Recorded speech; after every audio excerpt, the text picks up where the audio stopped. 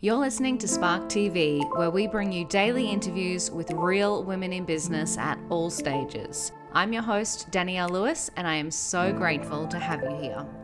Amazing, Ashleigh. Welcome to Spark TV. I'm so excited to have you here. Me too, thank you. So good. Let's start out by telling everyone who you are and what you do.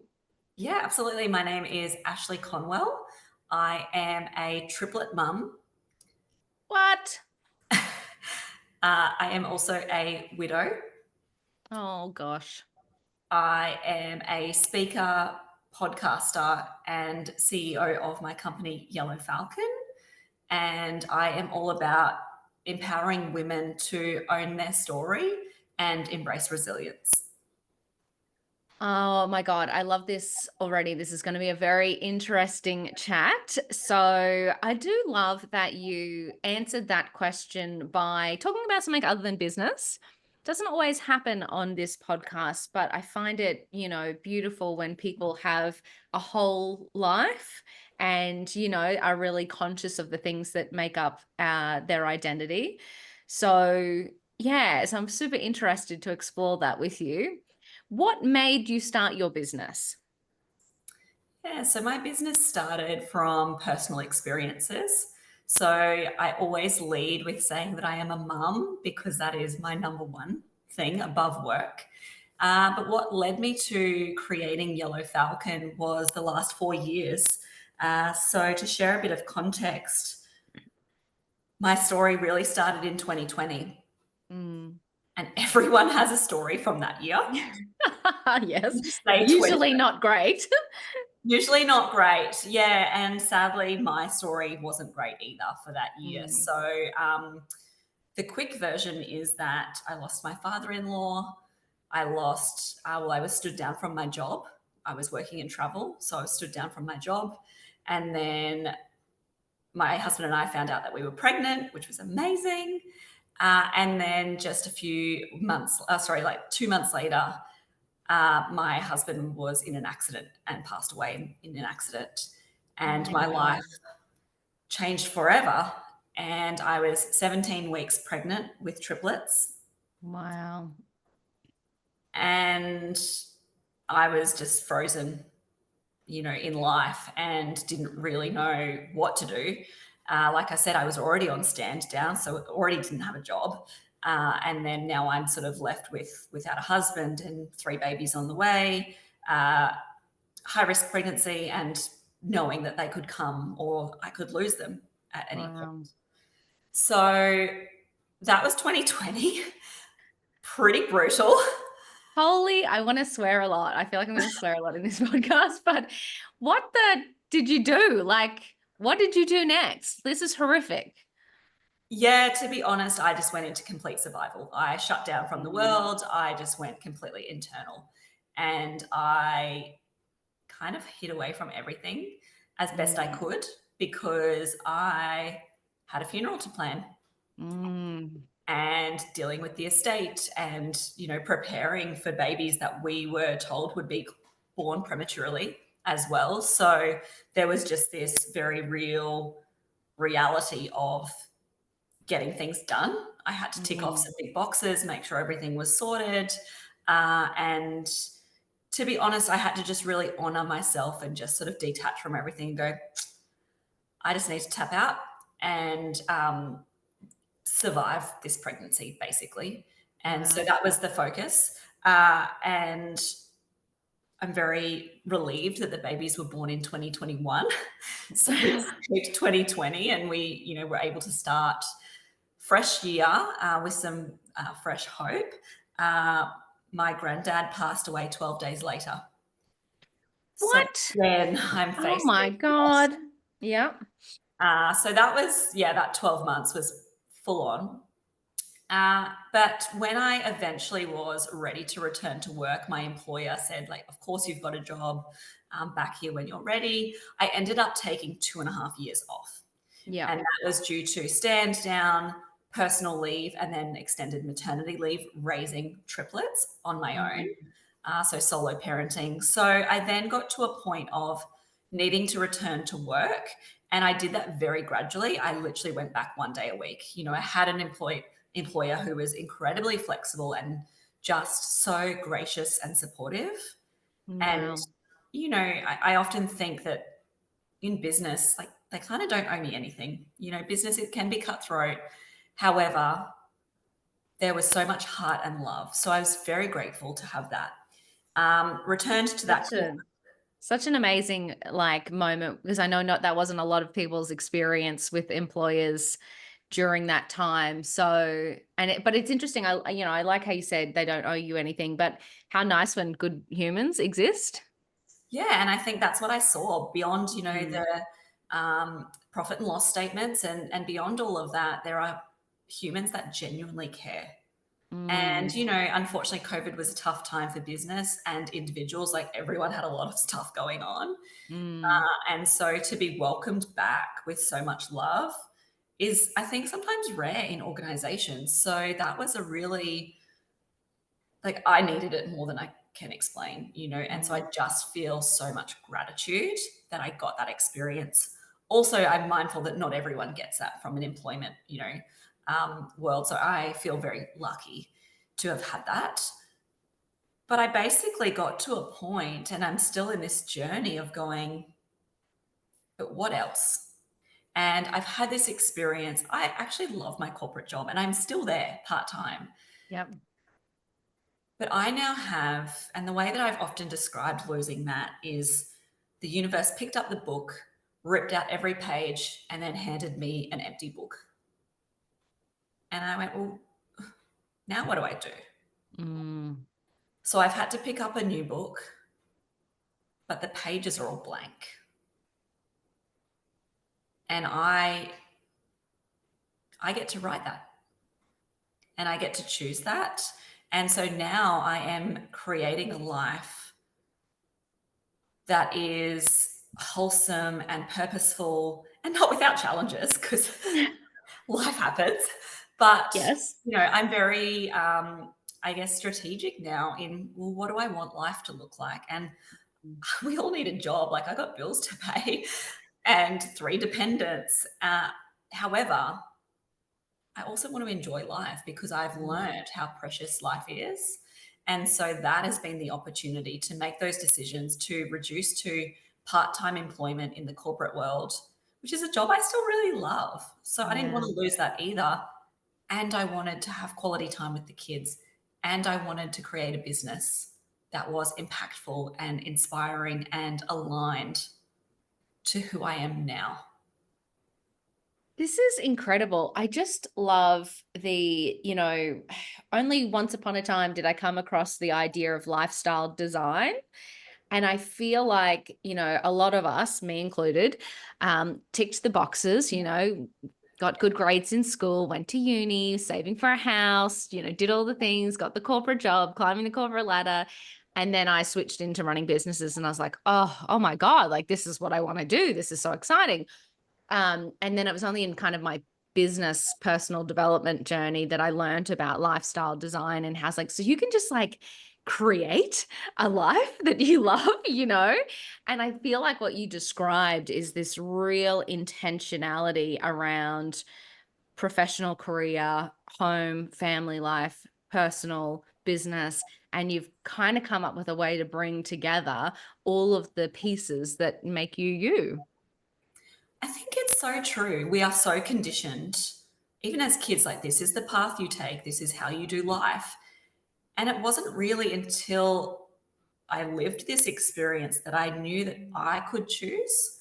I thought you Mm. had to be a corporate or a tradie or a business entrepreneur. Like I didn't know that you could have it all. And everyone Yeah. kind of says you can have it all, just not all at once. And I've now really challenged that. And I was like, but I want it all. And I can have little bits. And I've been really transparent with myself, probably more than anyone, particularly in the Mm. corporate world, to say, I can give you 2.5 days. I can't give you any more, but I'm going to make Mm. those 2.5 days great. And, is the workload 5 days? Yeah, of course it is. But this is what I can give. And so I've had to make those choices and be honest with myself about, that life. So choosing to have it all that comes with prioritization. It comes with, saying no to things. Mm, And the benefit is far greater anyway. I get quality time with the kids. That's my number one. mm, I get to run a business, and that fulfills other dreams of mine as well. So it's hard though. It takes a lot of courage. So particularly when we are so conditioned that this is the path that you take, and you get into that lane and you stay there and you do mm. well. Well, a term, and I believe that the younger generation are thinking a little bit more aligned to this, is having a career portfolio. Yes, I love that. Yeah. Why not? Mm. So, how did you get from this 12 months of, I can only imagine, unimaginable grief and challenge, and holy shit, my life is falling apart, to where you are now, which is having created such an amazing new chapter for yourself? Like, how did you bridge that gap? Because that seems pretty like heavy to me. So heavy. Mm, And the person that you're talking to now with, confidence and with alignment and vision, she was not here 5 years ago. yeah. I was a shell of a person. And even I could see that. Everyone around me, like I had lost so much weight. You could see my rib cage. Like I was just so fragile physically, Mm, mentally, and emotionally. Like I was just a wreck. And I look back now and think, oh my gosh, you have been through so much. How I've got here though is through so much work. And the main reason for that is the desire to not live and not stay in that state. yes. I said before that I really initially needed to honor that and go, you know what, I am going to be sad. I am going to be crippled. That's where I need to be right now. But there was a moment when I had the realization that I had cried every day for 365 days. Wow. And not just like a tear, like full on hysterical tears, at least once, often multiple times a day. And Mm, I got to that point and I went, I don't know if I can do this anymore. And, that came with a lot of feelings of isolation, even from the workforce, because I wasn't working, like adult life. Like I didn't know who I was as mm, an individual, let alone how I fit into the world, all of the things. And I would see our babies, and I decided that I didn't want our kids to see me as only sad mummy. mm. And that was when I knew I had to do something about it. And I knew at that point, when I had made that realization, that they were so young that they were unaware. And I knew I kind of had somewhat of a short time frame to start resolving that before they started cottoning on. Yes. And that's when I knew I've got to do something here. And I've got to do this myself. It's just incredible, like to pull yourself out from 365 days of consecutive grief, tears, anguish, and to make that decision to change and know that you've got this window of time to make that change. I mean, I can understand how it would have been difficult to actually choose that path and not another path. Yeah, really hard. Mm, I challenged myself a lot. And it was persistence, and I had to keep trying. But it's obviously it's not an overnight yes. solution either. It's continual work. But even like I actually posted on my Instagram last week that for the first time in this 4.5 years since losing Matt, I completed a gym workout for the first time. Wow. Congratulations. So I it's love not it. like that's how long it has taken me to complete a gym workout. I've gone multiple Yes. times and I've had to leave. And I'm like, so it doesn't, there's a lot of unseen things, whether that be in Mm, personal or business. There's so many like silent struggles yes. that trigger us for whatever reason. And so it's also accepting. And for me, I've had to really be compassionate, I guess, with myself to say, I'm not going to solve this. This never goes Mm, away. This is part of me. mm, How do I chip away at it, yeah. essentially, and acknowledge that it's not like a to-do list. We love a to-do list. We love a little Asana board. It doesn't work like that. So Yeah. I've had to unlearn some of those things as well. Yeah, and I'm really interested in, even that idea of, this is the first time that you completed a full gym workout. But the backstory, and I think that's so important. Like the fact that you said, but I went, I was going, but Mm. it just never made it. Like I try, like it is, I think sometimes, and that's why I'm always interested in the gap, like what happened between then and now, because I think some people do feel like, well, if I'm going to run a marathon tomorrow, and if I don't run the marathon, I fail. It's like, no, like it is turning up and failing, turning up and failing, turning up and getting a little bit better and still failing, turning up, and until you finally get it. Like there's such value in just showing up and putting the foot in front of the next foot, putting one foot in front of the other. And, I think that we really need to reframe a lot of the challenges in our life to just taking the next step. Because if we keep focusing on this huge goal, we keep thinking about the fact that we're not there. And Mhm. realistically, the thing we have within our power in the day is putting the next foot in front of the next foot. Yeah, absolutely. And but also I would say to that as well is connecting with support. Like I have Mm, not got here on my own. I have had, beautiful family and friends. I have had psychologists. I've had other mentors and coaches. So amazing. that is also like it is combination, and it is that chipping away at it. And like you say, Yeah. putting that foot in front of the other. And it's the same when I said, okay, I'm going to start this business. I don't know how to start a business. I have never done this before. I was like Googling like how do I create an ABN? Like I didn't know anything, and I did the same thing. I reached out to coaches, and I aligned and just even started following just on Instagram initially before I actually made that human connection. But it's like Mm, it's the same whether that be business or otherwise in your personal life is connecting with someone who's gone before you, or just taking inspiration from someone who you go, look, it's a completely different industry, but I really like how they're going about that, or I really like what they're doing, and learning. Like, we don't need to have the pressure of creating new. Like, we can learn so much from each other. And that's what I've learned in this process as well is I've had to lean on support personally to be here, and professionally. Like, I have the vision of the business. I don't actually know how to do it. So it's aligning with that support network as well. yeah, absolutely. I think there's just such value in community, isn't there? And I love that you bring it up because you're so right. I reflect on my last 40 odd years and everything, like you're right, like everything I have attempted has been better when I have looked for support. And and whether it is just that person that you're looking at from afar who's doing great Yeah. things, it doesn't always have to be that kind of one-on-one mentoring capacity. It doesn't have to be paying for a coach. Like you can read a book, follow a person, like you can take those smaller steps. But when you do connect with other people and look outside your sphere, sometimes things feel a little bit more achievable.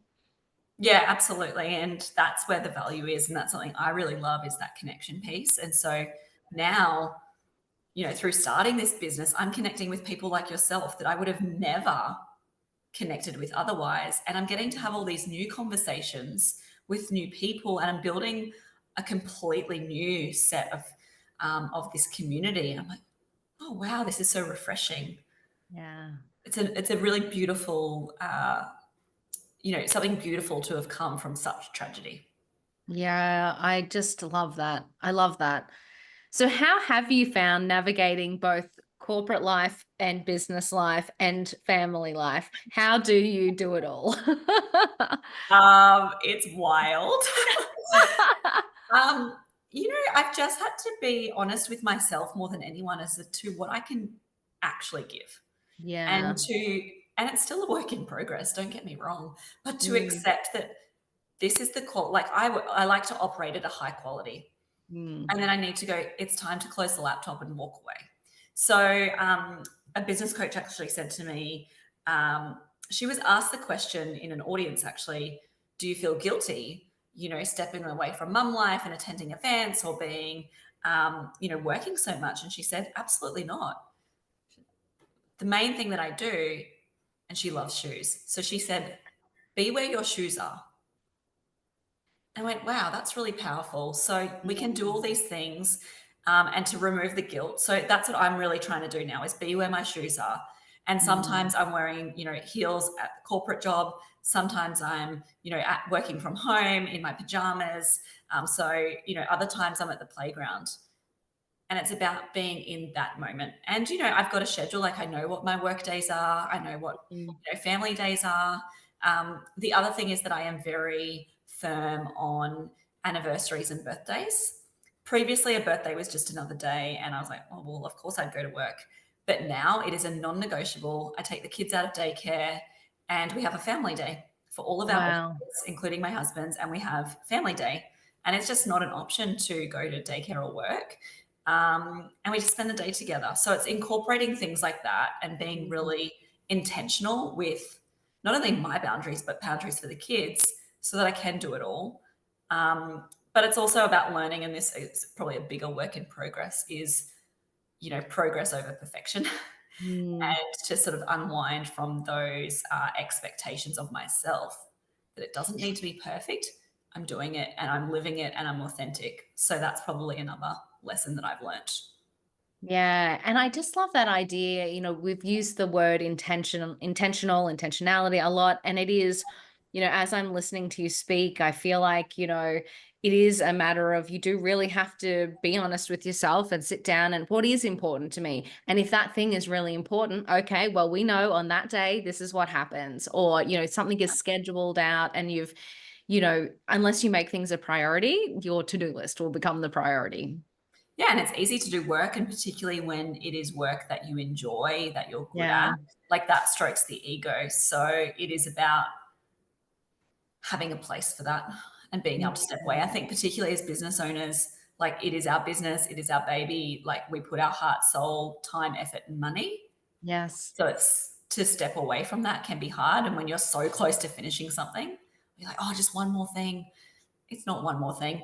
It cascades. So If only it was one more thing.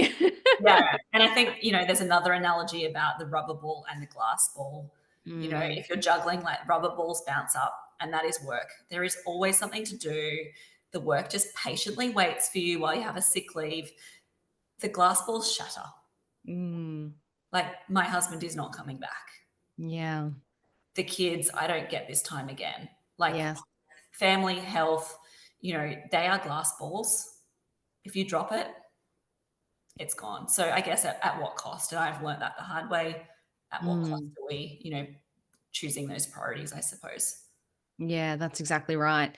Yeah, and it makes me reflect, and I really love the shoes Yeah. analogy. Just it made me think of a couple of things that I've done this week, and I was there physically, but in my brain I was like, "Oh my God, I don't have time for this." And I was just reflecting on how to be fair, stupid that is, because you cannot physically be somewhere else if you've committed to something. So why ruin that opportunity or not give, all your whole self to that person or that thing that you're doing because your brain is, worried about all of the things that you really can't control anyway. So I love that frame of being where your shoes are. I just think that that's really powerful.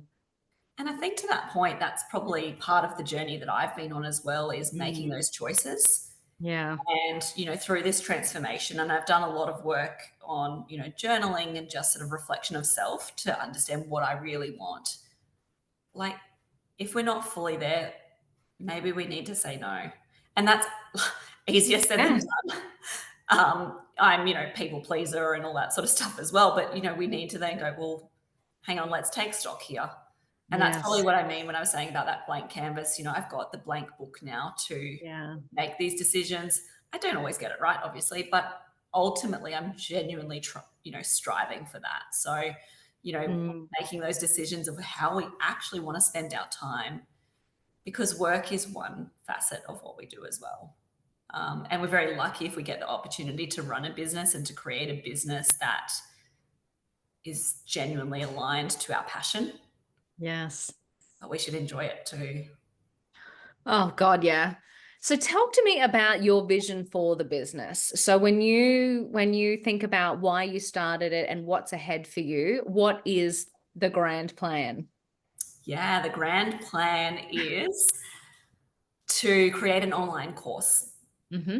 Currently, I do have some online resources, so downloads to support people in the initial phases, but I want to create a online course that is self-paced for them to actually work through the transformation. And all of the Mm. tools that I am putting in that are tried and tested because I've done it. And I've gathered lots of information from various experts as well on my own journey. But it is also about acknowledging that everyone's journey is different. So just because mine is a story of grief and solo parenting and triplets, like not a lot of us out there with that, No. credentials. So it can be any transformation. It might be grief, but it might be being made redundant. It might be starting a business, feeling a bit lost. Everyone has a story of transformation. And like I said, it's about owning your story and really not being defined by your past, whether that be tragedy or otherwise, and Mm. choosing that next chapter and taking action to create that life. So it is that transformation, embracing that resilience and finding the courage as well. So it's an online course predominantly. Some additional resources, I'll continue working on those. And yeah, really creating an online community. But I do keynote speaking as well as my own podcast also. So there's few layers. So good. Oh, I just think it's incredible. I mean, I talk to mostly women, but so many women in business who do find themselves stuck, do find themselves in a life that they have created that perhaps they are looking at going, I don't know if this is actually serving me. So I just feel like all of these resources, both now and into the future, as you develop them out, are just incredible. So congratulations. Thank you. I've got a What a big journey. task, but I'm so excited. I see a real vision in where Yellow Falcon is going. I just need a bit more time to do it. Oh, I love it. But I just have this, I just can tell just by talking to you, you just will keep at it, you will keep chipping away and it will become, and it already is, but it will become everything that you want it to be. So absolutely incredible. Now, I always love to wrap up these podcasts with one last piece of advice. So reflecting on your time in business, and I would extend that to your journey in life.